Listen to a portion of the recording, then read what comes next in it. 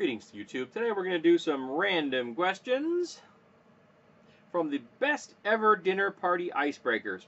And I gotta tell you, from what I've read so far in these particular icebreakers, I don't necessarily agree that they're the best questions. Some of them are really weird. So we're going to check and see how many weird questions we can find today.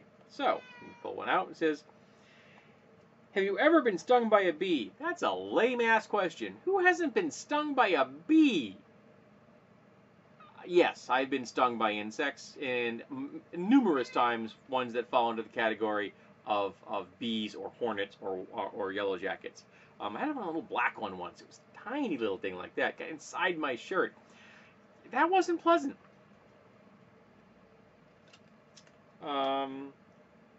What's the sickest you've ever been? What's the sickest I've ever been?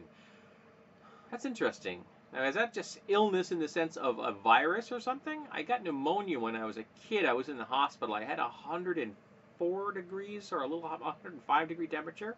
Yeah, that was bad. I was like 3. It was like one of my earliest memories of me standing in a... Oh, it's an emergency outside, apparently. Standing in a crib while a nurse walked towards me with a needle in her hand. I don't like needles, but I have a thing for nurse the old style nurse hats. There you go. If you could have a superpower, what would it be? Well, if it was one Uno power, I think that the power of the ability to heal would be great. I would like to be able to actually apply it to myself and others. If it was only, that would be awesome. But if it was one superpower, which is more along the lines of a little showier, teleportation. That's almost always my go-to power, because that means I would never have to drive again. I don't particularly like to drive. Also, I would become the world's best delivery person, and I could stop working at my job. Need a package delivered 4 seconds from now? Boop, boop, there it is. Give me a picture of the spot I gotta go to so I don't miscast, and there I go. That would be cool. That's 3. We're gonna do 5 today. What's your favorite knock-knock joke?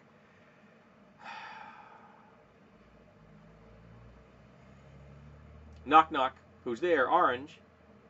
Knock knock, who's there? Orange. Knock knock, who's there? Orange. Orange who? Aren't you glad I didn't say orange? I think it was a lame joke or something like that. But yeah, that's probably my favorite. If you can have a favorite knock knock joke, I really don't like knock knock jokes. What's the longest you've ever waited in line? What kind of lame ass question is that? What's the longest you've ever waited in line? Do people write that down? Do people make notations? I waited in line X number of minutes. Though I saw something recently. I was at a deli counter in a restaurant picking up some chicken nuggets for my lunch. And there was a dude also waiting. I think he was waiting for something. They're making some kind of more prepared meal as opposed to just pick and go, which is what I was getting. And I saw his phone. He had his phone. He was holding it, and his phone turned. And it said 7-something, like 7:43 on it. And I'm like, I know it's like noon. Why did it say 7:43? And then I realized that the 43 was changing to 44, 45, 46, was counting seconds. He was timing them. Now, I don't know why he was timing them.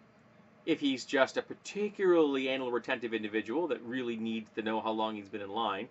Or maybe he was one of those secret shopper dudes testing to see how well they perform.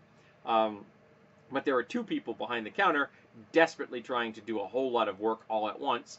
A third person came up to serve me. In fact, I know her on a regular basis. She knows exactly what I want. She just started to get it for me, which I thought was humorous.